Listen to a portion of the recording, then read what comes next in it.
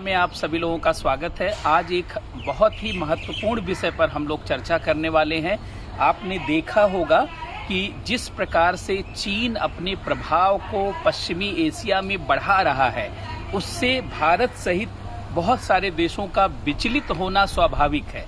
चीन ने जब ईरान और सऊदी अरब के बीच समझौता करा दिया और अपने प्रभाव को चीन ने ईरान और सऊदी अरब के माध्यम से पश्चिमी एशिया में बढ़ा लिया, तो इसने भारत के राजनयिकों सहित पूरे भारत सरकार को चौंका दिया। क्योंकि पश्चिमी एशिया भारत के लिए बहुत ही महत्वपूर्ण है।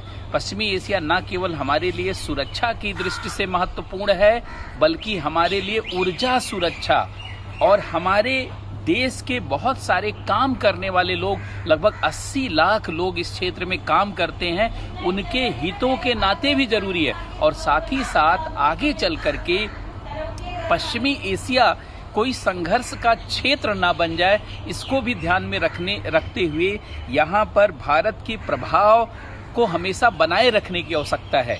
और इसी को लेकर के भारत बहुत चिंतित रहा है और भारत से ज़्यादा अमेरिका भी चिंतित रहा है। आप सभी लोग जानते होंगे कि जो है, जब ट्रंप का शासन था उस समय पश्चिमी एशिया में अमेरिका का प्रभाव ज़्यादा था।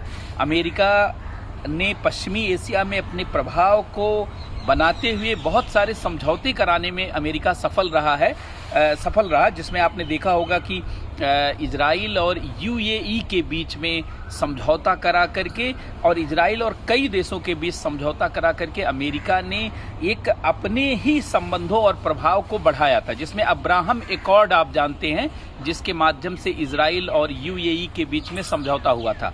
लेकिन जो बाइडेन की सरकार थोड़ा था पश्चिमी एशिया और अफ्रीकी देशों के क्षेत्र में निष्क्रिय रही, जिसके नाते अमेरिका का प्रभाव यहाँ घटता गया और इसी दौरान चीन ने अपने प्रभाव को बढ़ाना शुरू कर दिया और चीन ने अपने प्रभाव को तेजी से बढ़ाया। यही कारण है कि पश्चिमी एशिया में बहुत सारे देश चीन के साथ अब जुड़ गए हैं और अफ्रीका में भी बहुत सारे देश चीन के साथ जुड़ गए हैं। कोरोना महामारी ने इसको जोड़ने के लिए और भी अनुकूल संभावनाओं को जन्म दिया, क्योंकि कोरोना महामारी से अर्थव्यवस्थाएं विपरीत होने लगी तो बहुत सारे देश को कर्ज की जरूरत हुई और चीन ने बहुत सस्ता कर्ज उपलब्ध कराया, बिना शर्तों के साथ कर्ज उपलब्ध कराया, जिसके नाते इस क्षेत्र के देश चीन के साथ अधिक जुड़ने में सक्षम हो गए। लेकिन अब अमेरिका की भी आंखें खुल गई हैं। उसे लग रहा है कि चीन कहीं न कहीं से पश्चिमी एशिया में एक बड़ी भूमिका को हथिया रहा है और अमेरिकी हितों को भी प्रभावित कर रहा है और दीर्घकाल में चाइना इस क्षेत्र में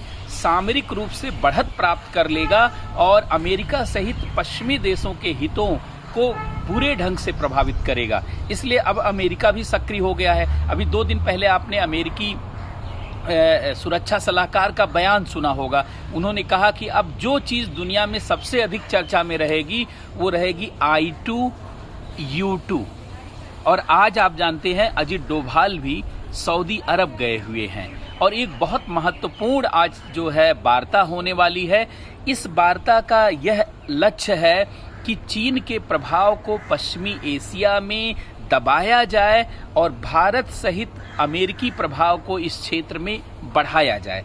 आप सभी लोग जानते हैं कि चीन बेल्ट रोड इनिशिएटिव BRI, जिसको वन बेल्ट वन रूट कहा जाता है, 2013 से इसके माध्यम से पश्चिमी एशिया सहित बहुत सारे क्षेत्रों में रोड बना करके एक नेटवर्क का विस्तार कर रहा है।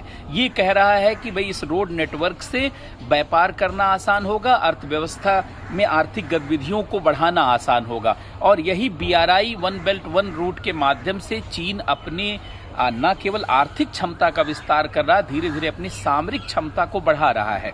और साथ ही साथ चीन जो है उन देशों को कर्ज दे करके उसका लाभ उठा रहा है और बाद में उस देश को फंसा ले रहा है और इकोनॉमिक इंपीरियलिज्म, आर्थिक साम्राज्यवाद को लगातार बढ़ाता चला जा रहा है। अब तो बहुत सारे देश पीड़ित भी हो गए हैं चीन के आर्थिक साम्राज्यवाद से। इसी BRI one belt one route परियोजना के समझिए समानांतर, या आप कहें कि इसी के काउंटर में अब भारत के माध्यम से एक नई परियोजना पश्चिमी देशों में, पश्चिमी एशिया के देशों में अब सामने आएगी जो रेलवे की परियोजना होगी, रेलवे प्रोजेक्ट होगा। अभी उसे कोई नाम नहीं दिया गया है, लेकिन I2E2 रेलवे फोरम के नाम से इसकी चर्चा है। I2E2 क्या है? I2 का मतलब है इंडिया और इजराइल, और U2 का मतलब है USA और UAE। I2U2 एक संगठन है जिसे अक्टूबर 2021 में बनाया गया। इसे पश्चिमी एशिया का क्वाड कहा जाता है।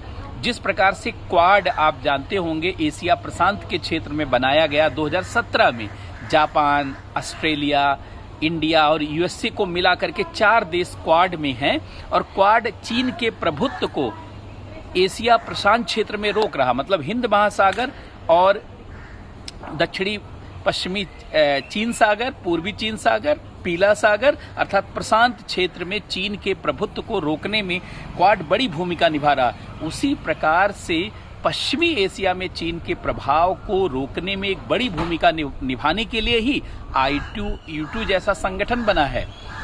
इंडिया, इजराइल, USA और UAE का, इसी नाते इसको पश्चिमी क्वाड कहा जाता है, वेस्टर्न क्वाड कहा जाता है। ये संगठन वास्तव में इसलिए बनाया गया है ताकि सामरिक इंफ्रास्ट्रक्चर को डेवलप किया जा सके, भारत के लिए, इजराइल के लिए, UAE के लिए और USA के लिए। लेकिन बीच में ये संगठन थोड़ा शिथिल रहा। यद्यपि 18 महीने से ज्यादा हो गया इस संगठन को बने, लेकिन जब अब चीन लगातार इस क्षेत्र में अपने झंडे गाड़ रहा है, ईरान और सऊदी अरब के बीच समझौता करा रहा है, कई और समूहों के साथ भी वार्ता कराने में, खासकर यमन के जो विद्रोहियों हैं उनके और सऊदी अरब सरकार के बीच में भी वार्ता में सहायक हो रहा है और अपने प्रभाव को बढ़ा रहा है, तो ऐसे में भारत सहित अमेरिका को लगने लगा है कि निश्चित रूप से यहाँ पे बड़ी चुनौती चीन पेश कर सकता है, तो क्यों ना काउंटर किया जाए। और काउंटर के लिए बेल्ट रोड इनिशिएटिव, जैसे चीन रोड बना रहा है वैसे भारत के नेतृत्व में क्यों ना रेलवे का नेटवर्क बिछाया जाए और रेलवे के नेटवर्क को बंदरगाहों से जोड़ा जाए और फिर बंदरगाह से समुद्र मार्ग से वो भारत से जुड़ जाएगा। अच्छा, रेलवे का नेटवर्क खड़ा करने में दुनिया में सबसे अधिक विशेषज्ञता भारत के पास है। भारत से ज्यादा रेलवे नेटवर्क बढ़ाने में किसी को विशेषज्ञ नहीं माना जाता। बहुत बड़े रेलवे नेटवर्क का संचालन हमारे देश में हो रहा है।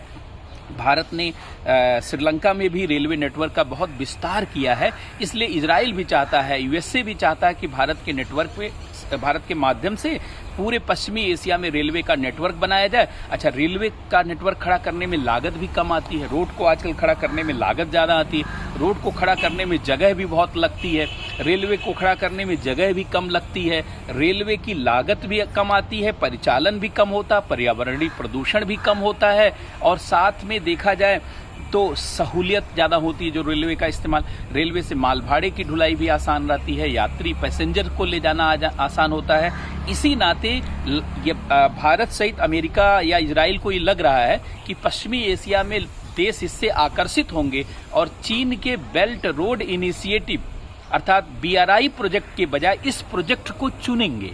सबसे पहली बात तो ये प्रोजेक्ट चीन का जो अत्यधिक कर्ज, चीन BRI के नाम पे जो अत्यधिक कर्ज देके फंसाता है, उस समस्या से भी निदान करेगा और चीन के BRI की तुलना में अधिक परिवहन की सुविधा देगा, कम लागत में देगा और सारी आर्थिक गतिविधि को बढ़ाएगा। और साथ ही साथ यह भारत के ऊर्जा सुरक्षा के लिए भी जानते हैं एक देखा जाए तो एक्सीलरेटर का काम करेगा। भारत के 80 लाख लोग जो खाड़ी के देशों में काम कर रहे हैं उनको आने ले जाने आ जाने में उनके लिए भी आसानी खड़ा करेगा। साथ ही भारत का प्रभुत्व बढ़ेगा और पश्चिमी एशिया में चीन के प्रभुत्व को घटाना संभव होगा।